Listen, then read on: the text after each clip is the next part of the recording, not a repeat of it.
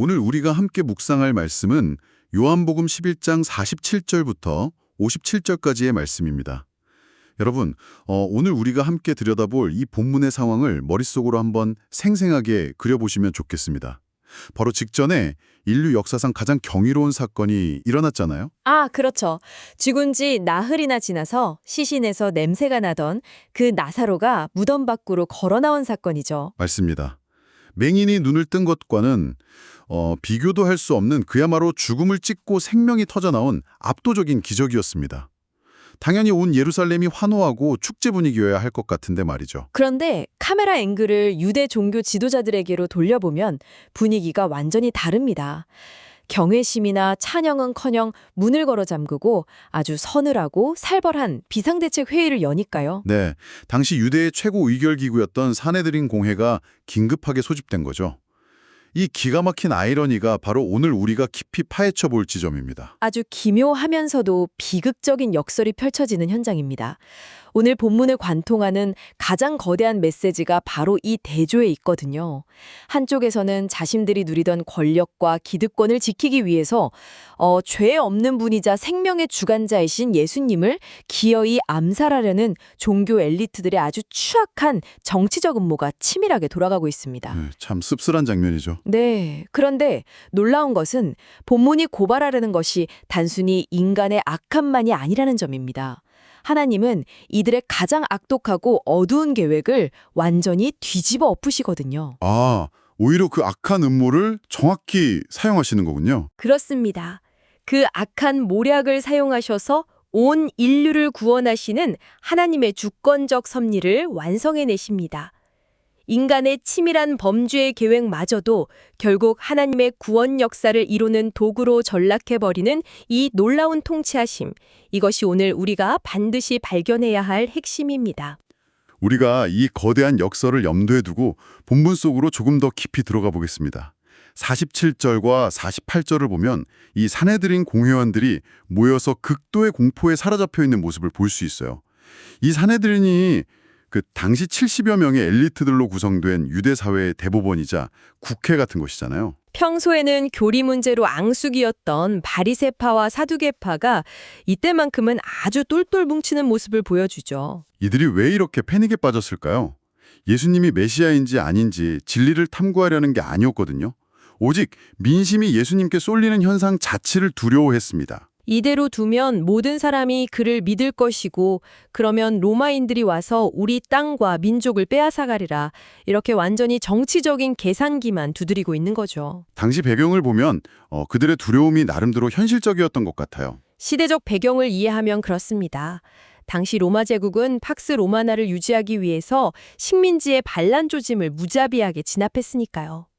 종교 지도자들은 지금 눈앞에서 죽은 자가 살아나는 영적인 기적을 보았음에도 불구하고 철저히 세속적인 시각에 갇혀 있었습니다. 영적인 눈이 완전히 멀어버린 상태인 거네요. 맞습니다. 예수님을 중심으로 민중이 봉기하면 로마 군단이 예루살렘으로 진격해 올 것이고 그러면 자신들이 간신히 유지하고 있던 성전의 권력과 알량한 자치권이 산산조각 날 것이라는 뼈저린 공포였죠. 생명의 구원자를 한낱 지정학적 리스크로 치부해버린 것입니다. 이 극도의 혼란 속에서 분위기를 압도하며 등장하는 인물이 있죠. 바로 49절에 나오는 대제사장 가야바입니다. 우왕좌왕하는 공효원들을 향해서 가야바가 너희가 아무것도 알지 못하는도다 라며 아주 오만하고 차갑게 일갈합니다. 저는 이 인물의 배경을 알면 알수록 상황이 더 소름돋게 다가오더라고요. 당시 대제사장직이라는 게 원래는 종신직이어야 하죠? 네, 그런데 로마 치하에서는 총독이 입맛에 따라 1년 만에 파리 목숨처럼 날아가기도 했잖아요. 그런데 이 가야바는 무려 18년 동안이나 그 자리를 지켰습니다. 전임 대제사장 안나스의 사위로서 철저하게 친로마적인 노선을 걸으며 살아남은 그야말로 권력의 화신이자 정치 구단이었던 셈이죠. 가야바는 1세기 유대 정치판에서 가장 교활하고 실용적인 생존자였습니다. 그런 그가 내놓은 해법은 철저히 실용주의적인 살인 모의였습니다. 한 사람이 백성을 위하여 죽어서 온 민족이 망하지 않게 되는 것이 유익하다. 바로 이 대목이죠. 다수가 예수의 도전을 위기로 여기며 두려워할 때 가야바는 오히려 이것을 자신의 정치적 입지를 더욱 확고히 다지고 로마의 충성을 증명할 기회로 여긴 것입니다. 자신들의 기득권과 성전 체제를 유지하기 위해 눈엣 가시 같은 예수라는 희생양 하나를 제물로 바치자는 거죠. 아, 정말 치밀하고 냉혹하네요. 네, 이 끔찍한 살해 명분을 마치 나라와 민족을 구하기 위한 숭고한 구국의 결단인 것처럼 포장하는 대목에서는 당대 가장 거룩해야 할 종교적 직분이 얼마나 타락한 정치 몰입에 민낯을 가질 수 있는지를 여실히 보여줍니다. 나 하나 살자고 죄 없는 사람을 국가 안보라는 이름으로 희생시키는 정말 잔혹한 장면입니다. 그런데 여러분, 여기서 성경을 기록한 사도 요한이 아주 기가 막힌 해설을 덧붙입니다.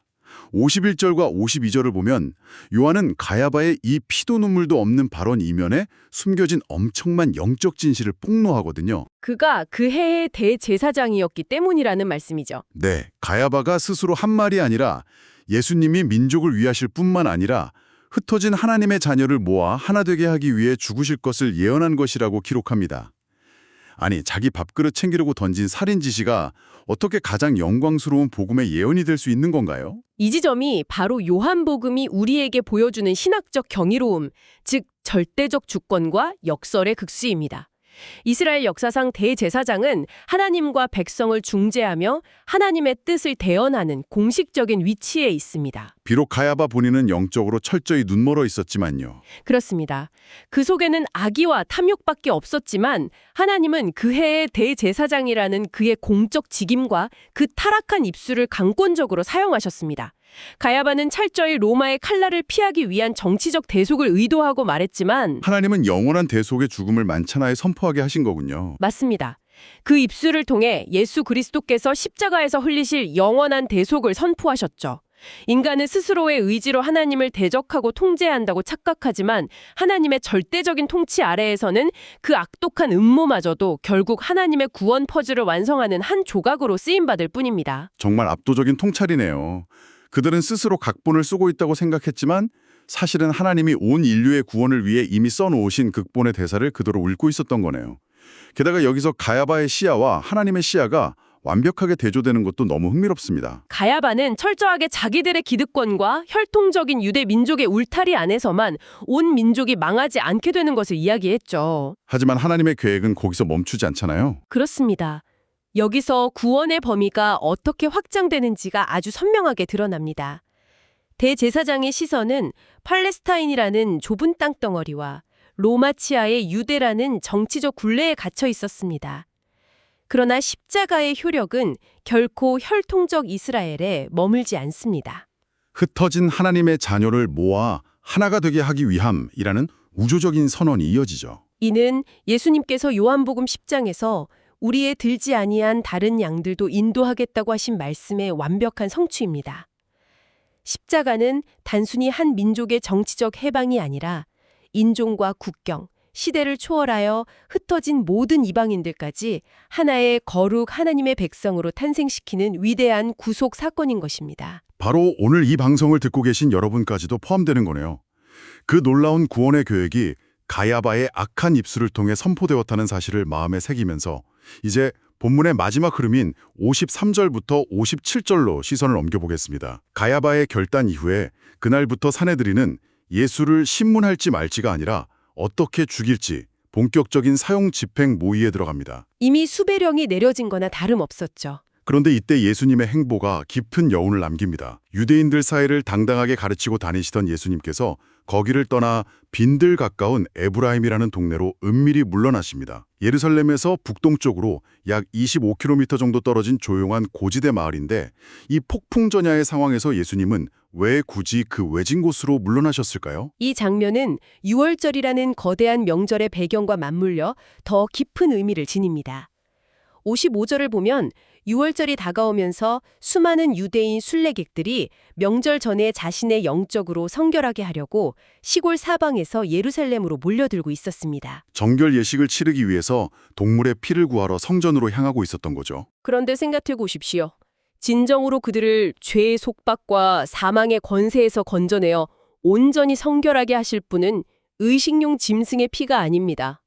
곧 골고다 십자가에서 흘리실 참된 유월절 어린 양이신 예수 그리스도뿐입니다. 참된 어린 양을 죽이려는 음모가 종교의 심장부에서 끓어오르고 있는데 말이죠. 네, 수많은 사람들은 짐승의 피로 자신을 씻겠다고 몰려드는 참으로 뼈아픈 역설의 현장입니다.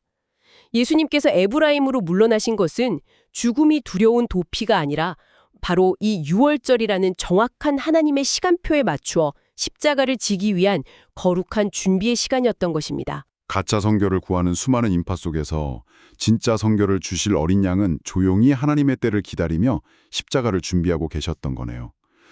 여러분, 이렇게 2000년 전 예루살렘의 살벌한 정치판과 십자가를 둘러싼 역설들을 짚어보았는데요. 그렇다면 이 깊고 놀라운 말씀이 오늘을 살아가는 우리의 팍팍하고 분주한 삶에는 과연 어떻게 적용될 수 있을까요? 우리의 일상과 신앙을 돌아보게 하는 지점들이 참 많죠. 저는 가장 먼저 당시 종교 지도자들을 병들게 했던 그 본질을 놓친 두려움에 대해 생각해 보게 됩니다. 그 똑똑하다는 사람들이 어떻게 사망을 이기는 기적을 보고도 살인을 선택했을까?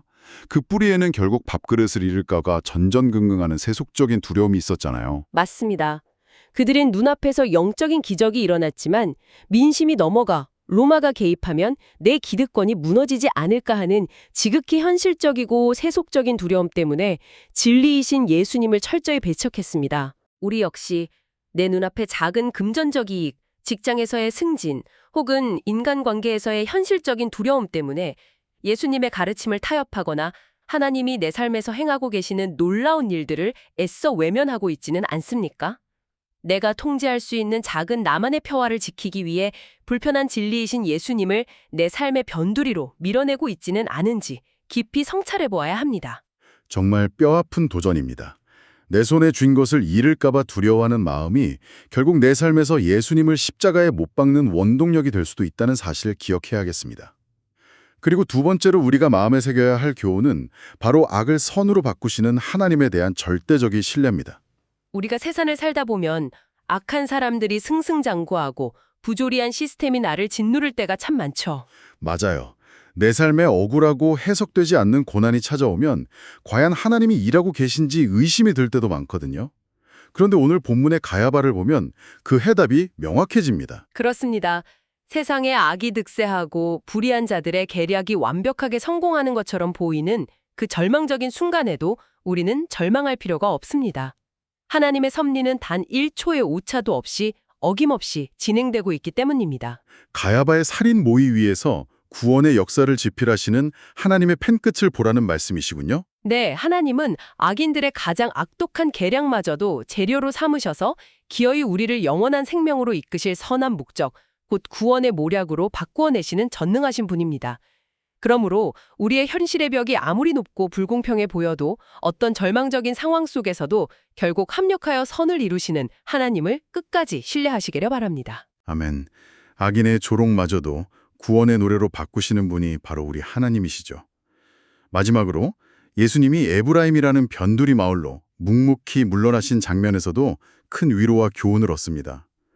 우리는 끊임없이 무언가를 성취해야 하고 눈에 뜨는 자리에서 앞을 향해 달려나가야만 신앙생활을 잘하는 것이라고 생각하는 경향이 있거든요. 때로는 상황의 문이 닫혀서 옴짝달싹 못할 때 우리는 내가 버림받았거나 인생이 실패했다고 조급해하기 쉬운데요. 그런 고립의 시간, 멈춤의 시간이 참 견디기 힘들 때가 많습니다. 하지만 예수님의 에브라임 운거는 생명을 연장하기 위한 비겁한 도피나 실패가 결코 아니었습니다.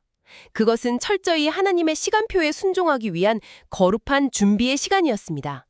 우리 삶에도 때로는 세상의 거센 위협을 피해 혹은 원치 않는 상황에 떠밀려 조용히 빈들과 같은 고립된 곳에 머물러야 할 때가 있습니다. 그것이 사명을 포기하거나 인생이 끝난 게 아니라는 말씀이네요. 결코 아닙니다. 그 멈춤과 기다림의 시간은 철저히 우리 각자에게 주어진 십자가와 사명을 향해 거침없이 나아가기 위해 영적 에너지를 축적하고 하나님의 때를 잠잠히 기다리는 필수적인 훈련의 과정임을 꼭 기억하셨으면 좋겠습니다. 내가 처한 멈춤의 시간, 그 답답한 빈들마저도 하나님의 철저한 시간표 안에 있다는 사실이 참 큰 위로가 됩니다. 여러분, 오늘 이 깊은 묵상을 마무리하면서 본문 마지막 56절의 한 장면을 여러분의 마음에 던져드리고 싶습니다. 명절에 모인 수많은 순례객들이 예루살렘 성전에 서서 서로 이렇게 수군거립니다. 너희 생각에는 어떠하냐? 그가 명절에 오지 아니하겠느냐? 저마다 얄팍한 호기심이나 로마의 압제를 단번에 엎어버릴 강력한 정치적 영웅에 대한 부푼 기대감을 품고 예수님을 애타게 찾았던 거죠. 자신이 원하는 모습으로 조각된 메시아를 기대했던 겁니다. 이 방송을 들으시는 여러분, 오늘 우리는 과연 어떤 마음으로, 어떤 목적으로 예수님을 찾고 있습니까? 그저 내 현실의 팍팍한 문제를 당장 해결해 줄 힘 있는 여웅이나 내 소원을 들어줄 기적의 자판기를 찾고 계십니까? 아니면 나를 영원한 죄와 사망의 늪에서 건져내기 위해 기꺼이 자신의 살을 찢고 십자가를 지실 나의 구원자, 그 참된 어린 양을 애통하는 마음으로 찾고 계십니까? 자비로우신 하나님 아버지, 우리 안에 있는 얄팍한 세상적 두려움과 눈앞의 이익만을 쫓는 연약함을 이 시간 십자가 앞에 내려놓게 하옵소서. 세상의 악과 혼란이 거세게 몰아치는 속에서도 기어이 인간의 악함마저 선용하시어 합력하여 선을 이루시고 구원의 역사를 완성하시는 하나님의 크고 놀라운 섭리를 온전히 신뢰하게 하옵소서. 비록 우리의 현실이 에브라임의 빈들과 같이 적막하고 고립된 것 같을지라도 불안해하거나 조급해하지 않고 잠잠히 하나님의 때를 기다리며 우리에게 맡겨진 십자가의 길을 묵묵히 걸어가는 굳건한 믿음을 우리 모두에게 허락하여 주시옵소서. 예수님의 이름으로 기도합니다. 아멘.